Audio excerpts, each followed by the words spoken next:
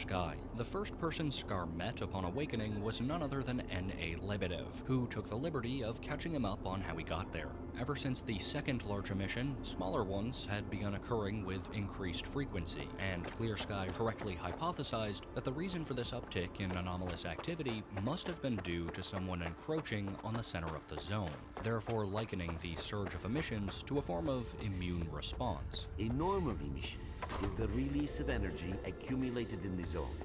A discharge, if you like. But what's happening now is completely different.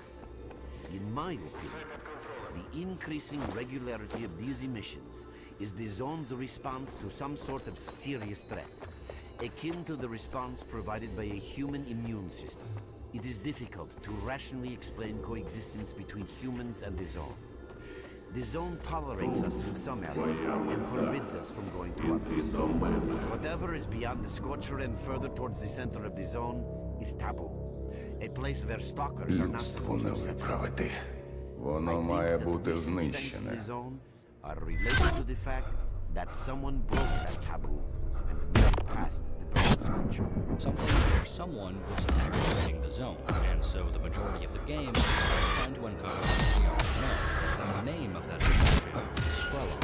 Luckily for Clear Sky, Scar seems to have an unfathomable tolerance to risky missions, making him easily capable of killing someone. After Scar tracked Skrellock to the Red Forest, he'd narrowly gotten away, escaping into one of the underground tunnels and opening up the entrance so that he followed. But Clear Sky had found that this was, fortunately, not the only way to bypass the brain scorcher, for a similar path was found to exist in the abandoned hospital just past Lamansk. The only problem was that everyone wanted to seize this new territory for themselves, so Clear Sky would need to navigate fierce fighting between nearly every major faction in the whole zone, and through which they could access the CNPP directly. Anyone this far into the zone would be hampered by high amounts of psi emissions, so in order to traverse unfazed, Skrellock used a special device worn on his head that could block out any ambient signals. And so in order to neutralize him, and hopefully set the zone right again, Scar wielded the Item 62 prototype that Clear Sky had modified previously, which succeeded in disrupting the headset and caused Skrellock to succumb to the forces of the zone. The infection was no more. But, to everyone's horror, the zone didn't stabilize, resulting in a third large emission.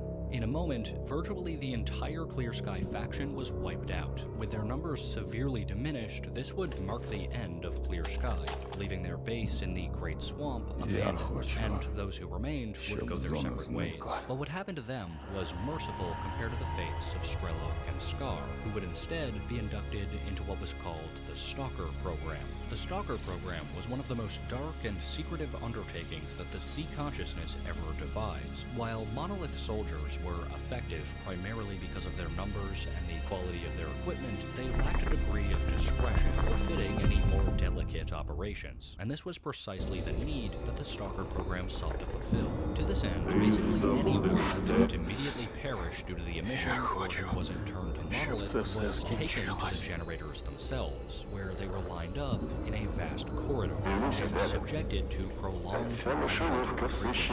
Eventually, these frequencies would wipe the mind in the same way as Monolith, but in its place, the C consciousness would implement special directives, making members of the Stalker program more like sleeper agents than traditional soldiers. They were then branded with the Stalker tattoo to denote their affiliation. Now, the C consciousness thoroughly understood the danger that Skrellock posed to its secrecy, but pitifully, he managed to overlook the fact that he was one of the ones taken into the program. It's hard to say exactly how this happened. Maybe, like many others around the zone, the C consciousness only knew of Skrellock by name and not by face. But whatever the case may be, believing that he still needed to be dealt with, the first man ever to bypass the Brain Scorcher was given the same directive as all of the others that surrounded him, to kill Skrellock, who was him.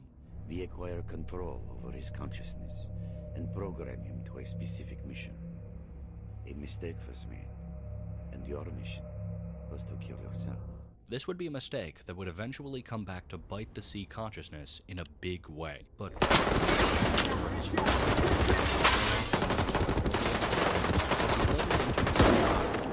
trucks and ferried back to the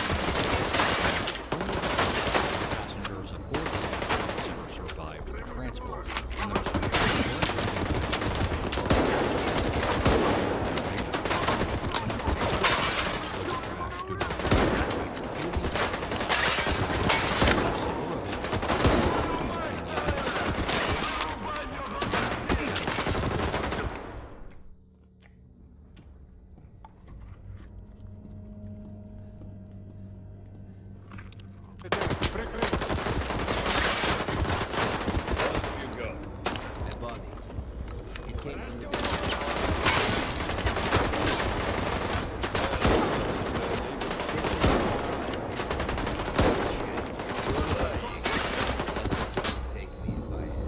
The year was now 2012, and the man once called Strelok had simply been dubbed as the Marked One by his rescuers, owing to that tattoo. Sidorovich was then asked the Marked One to complete a job.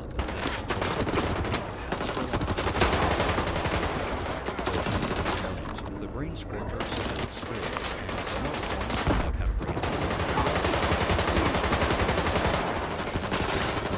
brain his journey was taken through garbage to a research facility where the diggers of the military were. It was also around this same time that an investigation was performed that revealed Agrochrom's prior shady operations, including the fact that in 2005 and the end of the official operation in 2008, they'd completely dropped their cover of soil and made no attempt to operation. Regardless, that Strelok flash drive that was found in an old hideout once belonging to him led him to levels 18 and 16, at the latter of which we would learn what became of Strelok's old friend, Ghost, who is found dead. And since Fang was also deceased by this point, as evidenced by that flash drive, the only one left from Strelok's old crew is the Doctor, who eventually rescues him from a trap in his old base, at the same time revealing to the Marked One who he truly was. Look, Strelok, we've got no time, so I need you to listen to me. Everything you have said about the monolith is true. So, equipped with both the requisite documents and information, it was time to take the Brain Scorcher down for good. After fighting through the hive of monolith soldiers that swarmed the Red Forest, Strelok made his way to the X-Lab beneath the Scorcher, and for the first time in 6 years, the Rainbow Emitter would fall silent. The Sea Consciousness's greatest deterrent was no more, and the center of the zone was open for business. Що сталося в залі While моноліту? Sidorovich was Це effectively ти мені paid, зараз this розповіси, wouldn't be що the за end of хрінь Strelok's відбувається. journey, because back at the Чиї underground спогади я base, бачу? something the Doctor had Чому на told мене him напав had загін piqued his варти? interest. Це, по-твоєму, The виконання door that бажань? he and the others couldn't Скіфе, pass будь 2 ласка, years before заспокойтесь. would yield Це був to a code breaker викривлений located ефект. in a stash Це лише hidden in ілюзія. Pripyat. І So вона that was вже where he was скінчилася. headed. However, with the Brain Він каже Scorcher правду, deactivated, солдат. all of the other major factions Установку would do the відключили. same. Of course, the З military тобою would also все take добре. part, launching the aptly named Operation Monolith, which was yet another attempt to reclaim the Chernobyl plant. They were, of course, met with fierce pushback from members of Monolith, some of whom, by this point, wielded their own versions of the Item 62 prototype that Scar had used against Strelok the year prior. With the codebreaker in hand, Strelok would make for the power plant and slip into the sarcophagus just as another